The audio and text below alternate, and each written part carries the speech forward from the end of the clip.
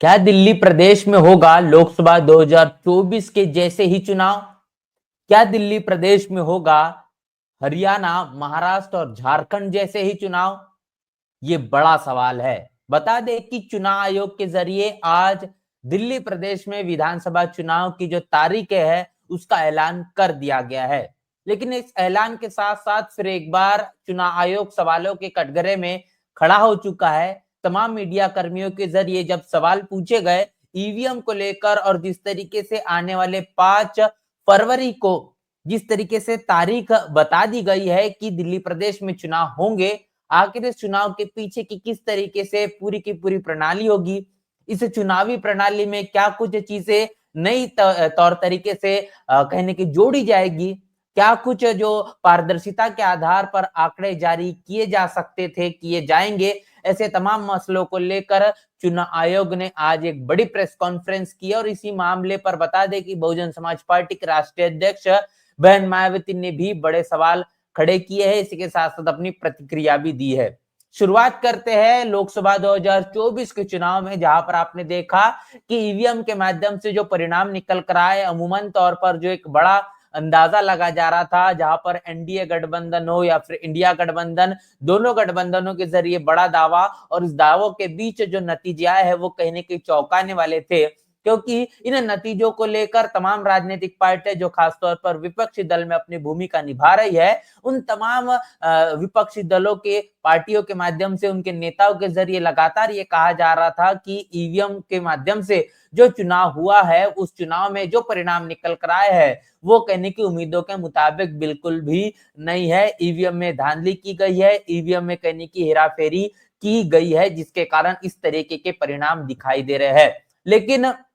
इन तमाम राजनीतिक पार्टियों ने सवाल तो खड़े किए, लेकिन इसके विरोध जो विरोधाभास वाली जो भूमिका कहीं न कहीं बड़े पैमाने पर देशव्यापी स्तर पर होनी चाहिए थी, वैसी भूमिका बिल्कुल भी विपक्षी दलों के जरिए देखी नहीं गई। एक तौर पर भारतीय जनता पार्टी ईवीएम को लेकर पूरी तरीके से सजग और पूरी तरीके से इस बात पर अपनी विश्वास कहने की दिखाई देती है, विश्वास साबित करते हुए दिखाई पड़ती है कि ईवीएम कितना ज्यादा सही काम कर रहा है। लेकिन विपक्षी दल कभी-कभी बीच-बीच में सवाल खड़े करने का काम चुनाव आयोग पर करता है, ईवीएम पर करता है। लेकिन अब लंबे समय से इस बात को लेकर देखा जाता है कि बहुजन समाज पार्टी की राष्ट्रीय अध्यक्ष बहन मायावती के जरिए लंबे समय से ईवीएम और चुनाव आयोग पर सवाल खड़े किए जा रहे हैं और जिस तरीके से सवालों के कटघरे में ईवीएम को लाया जा रहा है, इसको लेकर भी कहीं न कहीं अगर चुनाव आयोग ने अपनी सकारात्मक जो प्रतिक्रिया वो तो कहने की देनी आवश्यक थी, वो प्रतिक्रिया उस तरीके से उस मुताबिक देखी नहीं जा रही। अब चुनाव आयोग के जरिए आने वाले दिल्ली प्रदेश में जो विधानसभा के चुनाव है, उसके तारीखों का ऐलान कर दिया गया है। तो बता दें कि आने वाले 5 फरवरी 2025 को दिल्ली प्रदेश में एक चरण में चुनाव होंगे। दिल्ली में तमाम 70 विधानसभा की सीटें हैं और ये पूरी की पूरी 70 विधानसभा सीटों पर दिल्ली प्रदेश में 5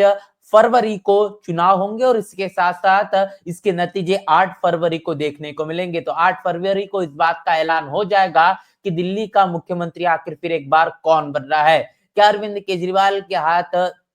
कि सिर दिल्ली के विधानसभा के चुनाव का दिल्ली के मुख्यमंत्री का तो ताज है वो फिर एक बार सजेगा, या इसके साथ साथ और कोई नए राजनीतिक पार्टी का एक बहुत बड़ा जो कहने की चुनावी हलचल या फिर सियासी हलचल दिल्ली प्रदेश में देखने को मिलेगी, गठजोड़ की कोई राजनीति होगी या फिर पूर्ण बहुमत की सरकार देखने को मिलेगी, ये भी इस वक्त का सबसे बड़ा सवाल बना हुआ है। तमाम राजनीतिक पार्टियों के जो नेता है उनकी भूमिका,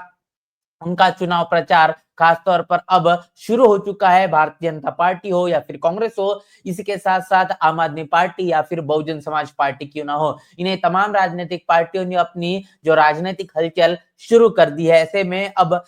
जिस तरीके से चुनाव आयोग ने मतदान का तारीखों का ऐलान कर दिया गया है, अब इन तारीखों को लेकर बहुजन समाज पार्टी के राष्ट्रीय अध्यक्ष बहन मायावती ने क्या कहा है, ईवीएम को लेकर, चुनाव आयोग को लेकर क्या कुछ बयान साझा किए, वो तमाम बयान आपके बीच रखते हैं। तो सबसे पहली प्रतिक्रिया बहन मायावती की यहाँ पर दिखाई दे रही, जहां पर बहन मायावती ने कहा है कि दिल्ली विधानसभा का आम चुनाव आगामी 5 फरवरी 2025 को एक चरण में होगा और चुनाव आयोग द्वारा इस बारे में की गई घोषणा का स्वागत। बीएसपी यह चुनाव अपनी पूरी तैयारी व दमदारी के साथ अकेले अपने बलबूते पर लड़ रही है। उम्मीद है कि पार्टी इस चुनाव में जरूर बेहतर प्रदर्शन करेगी। जिस तरीके से दिल्ली प्रदेश में विधानसभा के चुनाव को लेकर बहुजन समाज पार्टी ने अपने संगठन को चुस्त दुरुस्त करने के लिए पूरी तरीके से अपनी ताकत झोंक दी है, बहन मायावती ने कहा है कि 5 फरवरी 2025 को चुनाव आयोग ने जो मतदान का दिन तय किया है, इसको लेकर बहुजन समाज पार्टी पूर्णतः इसका स्वागत करती है। और इसके साथ साथ इस घोषणा को लेकर भी अब बहुजन समाज पार्टी ने अपने पूरे के पूरे संगठन को चुनाव में झोंक दिया है और दमदारी के साथ अब यह चुनाव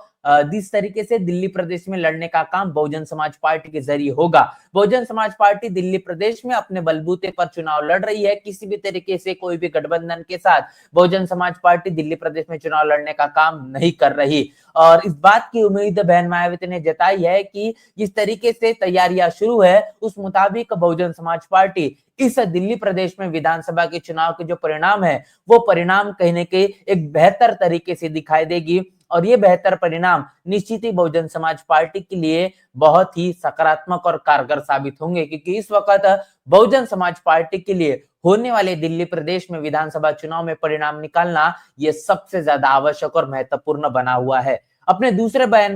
में बहन मायावती ने कहा है कि चुनाव लोकतंत्र की रीढ़ है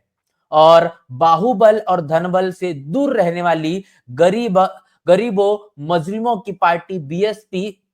आयोग से यह उम्मीद रखती है कि वह स्वतंत्र और निष्पक्ष चुनाव कराने में क्रम में सरकारी मशीनरी के दुरुपयोग के साथ ही सांप्रदायिकता व अन्य घिनौने प्रकार से चुनाव को दूषित होने से बचाए। अमूमन तौर पर इस बात को देखा जाता है कि चुनाव जैसे ही नजदीक आता है, अनेकों प्रकार की जो प्रचार है, प्रसार है, उसका बढ़ावा बड़े पैमाने पर देखने को मिलता है। बहन मायावती ने कहा है कि चुनाव जो है वो लोकतंत्र की वो रीढ़ है जिसमें इस बात को कहने की बार बार साबित किया जाता है कि लोगों का मत कितना आवश्यक है। बिना मत से कोई भी राजनीतिक पार्टी वो सत्ता में काबिज नहीं हो सकती और इसीलिए चुनाव इस बात को कहने का साबित करते हैं, इस बात की गवाही देते हैं कि लोकतंत्र ये सबसे ज्यादा अहमियत रखता है। लोग जो कि जनता के लिए, जनता द्वारा, जनता के माध्यम से चलने वाला सबसे ताकतवर इस भारतीय संविधान का हथियार है। और इसी लोकतंत्र की रीढ़ को मजबूती प्रदान करने के लिए चुनाव निरंतर होना ये आवश्यक है। और लेकिन चुनाव में अब जो पूरी तरीके से प्रक्रिया बदल चुकी है, जहां पर बाहुबल और धनबल का बड़े पैमाने पर इस्तेमाल होता है, जिसको प्रभावित करने के लिए मतदाताओं को बड़े पैमाने पर इसका उपयोग किया जाता है, जिसको कारण गरीब जो है, जो मजलूम है, इनकी जो पार्टी बहुजन समाज पार्टी है, इसके माध्यम से ये उम्मीद की गई है कि ऐसे तमाम बाहुबल और धनबल को सरकारी मशीनरी के चलते काबू में लाया जाए, जिसके कारण जो चुनाव है वो स्वतंत्र और निष्पक्ष हो सके। क्योंकि चुनाव आयोग हो या फिर ईवीएम मशीन हो, दोनों पर लगातार सवाल खड़े किए जा रहे हैं, जिसकी विश्वसनीयता को लेकर लगातार सवाल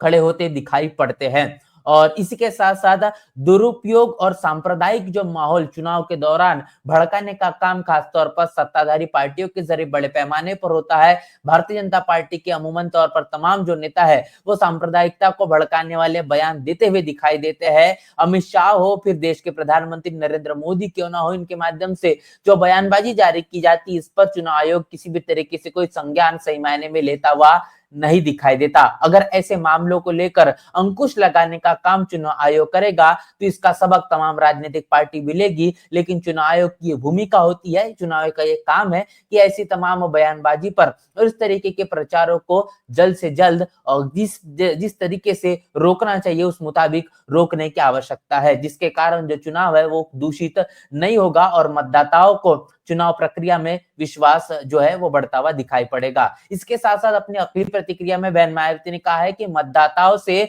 अपील है कि वह किसी पार्टी के लुभावने वादे के बहकावे में न आकर अपने वोट का पूरी समझदारी से इस्तेमाल कर जनहित व जन कल्याण को समर्पित बीएसपी पार्टी के उम्मीदवारों को ही वोट करे, यही अपील और इसी में ही जन व देश हित निहित व सुरक्षित है। तो बहन मायावती ने कहा है कि मतदाताओं से सबसे पहले उनकी बड़ी अपील है कि जिस तरीके से राजनीतिक पार्टियां जो सत्ता में काबिज है, जो बरकरार है और जो विपक्ष में भी है, वो तमाम राजनीतिक पार्टियां ये कोशिश करती है कि चुनाव में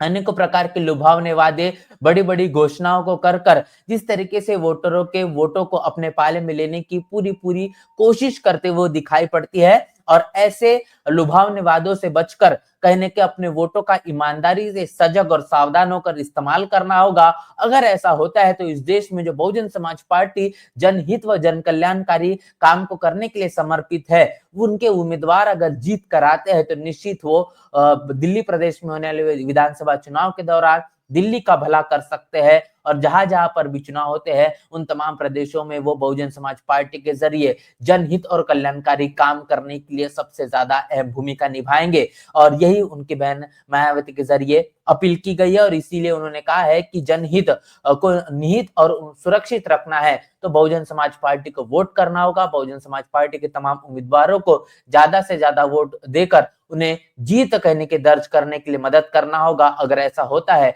तो निश्चित ही जिस तरीके से एक बड़े पैमाने पर जो जनाधार बहुजन समाज पार्टी का दिल्ली प्रदेश में देखा जा रहा था, वो जनाधार समय के मुताबिक जो आम आदमी पार्टी के पास कहने के दिखाई दे रहा है वो लौट सकता है और अगर ऐसा हो जाता है तो निश्चित ही दिल्ली प्रदेश में बहुजन समाज पार्टी के लिए जो कई नतीजे आएंगे वो नतीजे चौंकाने वाले होंगे और जिसके कारण भारतीय जनता पार्टी हो, कांग्रेस हो या फिर हो आम आदमी पार्टी, इन तमाम राजनीतिक पार्टियों के लिए भी बड़ी मुश्किलें साबित होगी। तो ये एक बड़ी अपील आज बहन मायावती के जरिए की गई है। इतना ही नहीं तो जिस तरीके से इलेक्शन कमीशन के जरिए चुनाव आयोग के माध्यम से जो प्रेस कॉन्फ्रेंस की गई और इस पूरे के पूरे प्रेस कॉन्फ्रेंस में मीडिया कर्मियों के जरिए जब अपने सवाल पूछे गए, उस सवालों के दौरान जब राजीव कुमार जो इलेक्शन कमीशन के अध्यक्ष है, जो चेयरमैन है, उनके माध्यम से जो जवाब दिए गए वो जवाब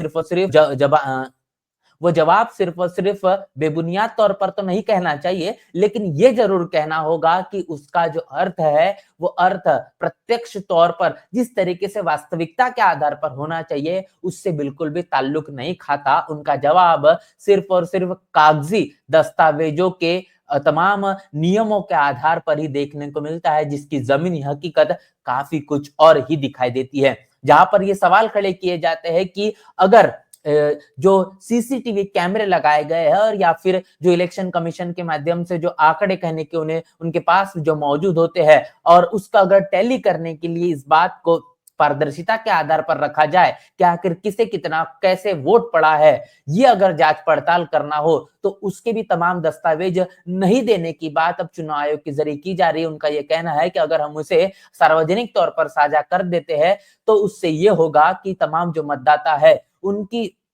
जो व्यक्तिगत जो जानकारी है उसका कहने की बड़े पैमाने पर भंग हो सकता है और ऐसी जानकारी को लीक करने के लिए हम ऐसे जोखिम नहीं उठा सकते। ये बात इलेक्शन कमीशन कर रहा है। इसके साथ साथ सीसीटीवी कैमरे जो लगाए गए हैं वो सीसीटीवी कैमरे जो उसमें फुटेज है उसको भी सार्वजनिक नहीं किया जा सकता, ये भी इलेक्शन कमीशन कर रहा है। अगर ये तमाम चीजें अगर मुहैया नहीं करवाई जाएगी और ये अगर पारदर्शिता के आधार पर जांच पड़ताल के लिए नहीं दिया जाएगा तो ये कहने के इस बात का अनुमान नहीं लगाया जा सकता कि आखिर जो वोटिंग हो रही है, जो मतदान हो रहा है वो पूरी तरीके से पारदर्शिता के आधार पर है। तो ऐसे में चुनाव आयोग फिर एक बार एक ऐसे सवालों के कटघरे में खुद ही फंस चुका है जिसको लेकर अब उसे ही बाहर निकलना ये बहुत असंभव वाली जो है वो परिस्थिति खड़ी हो चुकी है। ऐसे में इलेक्शन कमीशन के माध्यम से इस तरीके की बयानबाजी देना ये फिर एक बार इस देश के मतदाताओं के लिए और लोकतंत्र की काफी कुछ खतरे की घंटी ही साबित करते हुए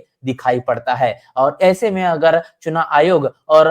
ईवीएम मशीन को लेकर सकारात्मक भूमिका नहीं देखी जाएगी तो देश में रहने वाले तमाम जो मतदाता है वो समय के मुताबिक जिस तरीके से इलेक्शन आते चलेंगे, चुनाव आते चलेंगे, उसी हिसाब से पूरी की पूरी चुनाव प्रक्रिया पर ही सवाल खड़े होंगे और विश्वास जो है वो समय के मुताबिक कम होता हुआ दिखाई देगा, जो कि लोकतंत्र के लिए ही सबसे खतरनाक साबित होगा। क्या इलेक्शन कमीशन इसी तरीके से मतदाताओं को अपने ऊपर विश्वास जो है वो बरकरार रखने को छोड़कर कम होते हुए दिखाई देना चाहता है, या फिर वो चाहता है कि मतदाताओं का जो विश्वास है वो समय के मुताबिक इलेक्शन कमीशन चुनाव आयोग को लेकर कमजोर होता रहे? ये बड़ा सवाल है। तमाम तरीके से जो अब प्रतिक्रिया देखी जा रही है, जो आने वाले 5 फरवरी 2025 को दिल्ली प्रदेश में मतदान होंगे और 8 फरवरी को उसके नतीजे आएंगे और इलेक्शन कमीशन ने जो तमाम बातें कही है, इसके साथ साथ बहुजन समाज पार्टी के राष्ट्रीय अध्यक्ष बहन मायावती ने जो अपनी प्रतिक्रिया दी है, तमाम मसलों को लेकर आपकी राय, आपकी प्रतिक्रिया लिखकर कमेंट बॉक्स में हमें जरूर बताएं। बने रहे नेशनल चौपाल के साथ, मिलते हैं नए वीडियो में, तब तक के लिए जय भीम, जय भारत।